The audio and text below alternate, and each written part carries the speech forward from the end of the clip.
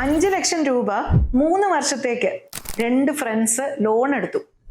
2 പേരോടും പറഞ്ഞത് 8% പലിശ എന്നാണ്.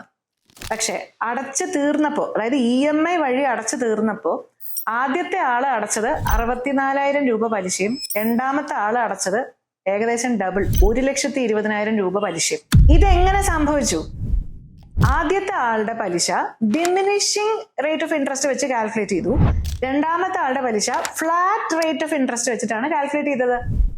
എന്താണത് എന്ന് വെച്ചാൽ 5 ലക്ഷം രൂപ നിങ്ങൾ കടം വാങ്ങി, നിങ്ങൾ EMI ആയിട്ട് ഓരോ മാസം നിങ്ങൾ അടയ്ക്കുന്നുണ്ട്.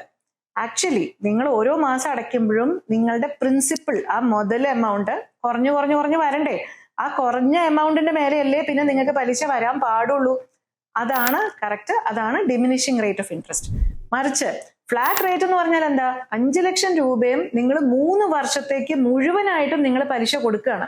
ഇടയ്ക്ക് വെച്ച് നിങ്ങൾ അടയ്ക്കുന്ന EMIയുടെയോ എമൗണ്ട്സിനോ ഒന്നും തന്നെ നിങ്ങൾക്ക് അതിന്റെ ബെനിഫിറ്റ് കിട്ടുന്നില്ല. അപ്പോ തവണകളായിട്ട് നിങ്ങൾ ഒരു ലോൺ അടച്ചു തീർക്കാൻ ഉദ്ദേശിക്കുന്നുണ്ടെങ്കിൽ എന്തുകൊണ്ടും നിങ്ങൾ ഡിമിനിഷിങ് റേറ്റ് ഓഫ് ഇൻട്രസ്റ്റ് എത്ര എന്ന് തന്നെ നിങ്ങൾ ചോദിക്കണം.